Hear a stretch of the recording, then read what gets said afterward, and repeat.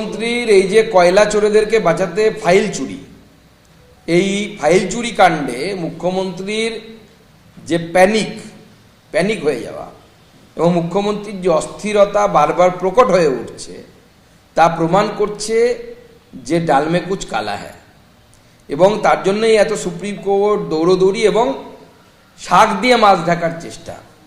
সেদিন তো করে ফেলেছেন কাণ্ড, আজকে তিনি বলছেন যে আমি পলিটিক্যাল পার্টির চিফ হিসেবে গেছিলাম। প্রশ্ন হচ্ছে যে এই ব্যক্তি যার বাড়িতে প্রতীক জৈন ইডি ছাপা পড়েছে, সেই ব্যক্তি তৃণমূলের কোন পলিটিক্যাল পোস্টে আছে? তাদেরকে আদেশ দিয়েছিলেন বলে তারা গেছিলেন।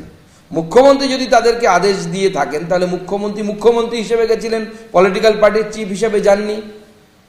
বাংলার মানুষের সামনে সত্যিটা বলুন। আইপ্যাকের অফিস ও প্রতীক জৈনের বাড়িতে তল্লাশিতে তোলপাড়, সুপ্রিম কোর্টে গেল ইডি। এনফোর্সমেন্ট ডাইরেক্টরেট এবার সর্বোচ্চ আদালতের দ্বারস্থ হলো। আইপ্যাক কাণ্ডে সুপ্রিম কোর্টে আবেদন জানানো ইডি, দ্রুত শুনানির আবেদনও জানানো হয়েছে। কলকাতায় আইপ্যাকের অফিস এবং কর্ণধারের বাড়িতে ইডির তল্লাশি, জরুরি ফাইল, হার্ড ডিস্ক ও মোবাইল ফোন ছিনিয়ে নেওয়ার অভিযোগ মমতা বন্দ্যোপাধ্যায়ের বিরুদ্ধে। গতকাল হাইকোর্টে এই সংক্রান্ত মামলার শুনানি স্থগিত হয়ে যায়। আগামী 14ই জানুয়ারি হাইকোর্টে এই মামলার শুনানি রয়েছে। কথা বলবো, আমাদের সঙ্গে রয়েছেন আমাদের প্রতিনিধি বিজেন্দ্র সিংহ। বিজেন্দ্র, আগেই রাজ্য সরকার ক্যাভিয়েট দাখিল করলো, এবার সুপ্রিম কোর্টে কি আবেদন জানালো ইডি? দেখো পাপিয়া, যখন 14 তারিখ ডেট পড়েছিল কলকাতা হাইকোর্টে, তারপর থেকে ইডি চাইছিল যে তার আগে দ্রুত শুনানি করানোর জন্য তারা যে পিটিশন কলকাতা হাইকোর্টে ফাইল করেছেন রাজ্য পুলিশের বিরুদ্ধে, মমতা বন্দ্যোপাধ্যায়ের বিরুদ্ধে, সেটা তারা চাইছেন দ্রুত শুনানি করতে। কিন্তু যেহেতু কলকাতা হাইকোর্ট 14 তারিখের ডেট ঠিক করে রেখেছে, তাই তারা দ্রুত শুনানির জন্য সুপ্রিম কোর্টের দ্বারস্থ হবেন, এরকম একটা ইঙ্গিত তারা দিয়েছিলেন। কিন্তু আজকে দেখা গেল তাদের আগে আজকে ক্যাভিয়েট দাখিল করা হয় প্রথমে রাজ্য সরকারের তরফ থেকে, যেহেতু রাজ্য পুলিশকে তারা পার্টি করেছিলেন। এবং যদি ইডি আসে সুপ্রিম কোর্টে, সেক্ষেত্রে রাজ্য সরকারের জন্য বক্তব্য শোনা হয়, সেটা রাজ্য সরকারের তরফ থেকে তাদের পিটিশনের মধ্যে বলা হয় যে ক্যাভিয়েট ফাইল করা হয়। তারপরেই আমরা দেখলাম কি ইডিও মামলা করেছে সুপ্রিম কোর্টে, যেটা আভাস করছিলেন রাজ্যের তরফ থেকে করা হচ্ছিল, সেটা সত্যি হয়েছে। এখন ইডি মামলা ফাইল করেছে এবং তারা চাইছেন দ্রুত শুনানি করার জন্য। এবং সোমবার যখন কোর্ট খুলবে তারা অনুরোধ করবেন চিফ জাস্টিসের বেঞ্চে দ্রুত শুনানি এখানে করা হোক। কিন্তু যেহেতু এখন রাজ্য ক্যাভিয়েট ফাইল করে রেখেছে, তাদের বক্তব্য শুনবে কোর্ট, যদি কোনো ইন্টারিম অর্ডার দেয় তার সম্ভাবনা কিছু কমই এখন দেখা যাচ্ছে এই মুহূর্তে পাপিয়া। কেন কি আমরা জানি 14 তারিখের ডেট রয়েছে কলকাতা হাইকোর্টে, এখন কলকাতা হাইকোর্টে মামলা পেন্ডিং রয়েছে। আর্জেন্সিটা কতটা রয়েছে এখন ইডিকে দেখাতে হবে সুপ্রিম কোর্টের কাছে, তাহলেই সুপ্রিম কোর্ট রাজি হবে এটাকে সুপ্রিম কোর্টে শুনানি করার জন্য। ধন্যবাদ বিজেন্দ্র তোমায়। বিজেপি নেতা রাহুল সিনহা কি বলেছেন দেখুন। আমরা জোর করে তদন্তের মধ্যে ঢুকে সরকারি কাজে হস্তক্ষেপ করেছি, আর এই ফাইল চুরি করে নিয়ে এসছি, এই ল্যাপটপ চুরি করে নিয়ে এসছি। কি ছিল ফাইলে, কি ছিল ল্যাপটপে?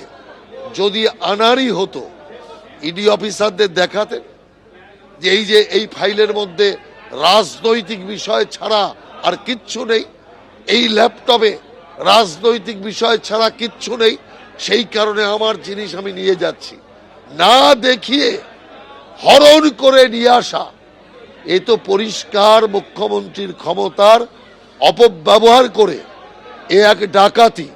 ডাকাতের স্থান হওয়া উচিত জেলখানায়। অতএব ক্যাভিয়েট করলেও জেল যাত্রা হবে, ক্যাভিয়েট না করলেও জেল যাত্রা হওয়া।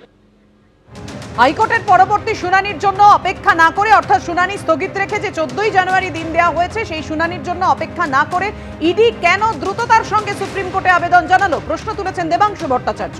দেখুন, যারা 6 দিনের অপেক্ষা করতে না পেরে ইমিডিয়েট তদন্তের জন্য সুপ্রিম কোর্টে চলে গেল, তারা 2022 সালের গোয়া বিধানসভা নির্বাচনে নাকি কয় লাখ টাকা খেটেছে বলে যে অভিযোগ করেছে, সেই 2022-এর নির্বাচন পেরিয়ে 23, 24, 25 তিনটে গোটা বছর কেটে গেছে। তো আমাদের বক্তব্য, এই 3 বছর কি তারা উলের কাঁথা বুনছিলেন? তারপরে যারা 3 বছরের জন্য যাদের কিছু যায় আসে না, যাদের পরোয়া পড়ে না, ফারাক পড়ে না, হঠাৎ 6 দিনের অপেক্ষায় তাদের পরোয়া ফারাক পড়ে গেল, তারা সুপ্রিম কোর্টে গিয়ে ছুটলেন। যে নির্বাচন আসা মানে দুর্গাপুজো আসছে কাশফুল দেখলে বোঝা যায়, আর নির্বাচন আসছে সিবিআই ইডির তৎপরতা দেখলে বোঝা যায়। এবারও তার ব্যতিক্রম নয়। এবিপি আনন্দ, এগিয়ে থাকে, এগিয়ে রাখে।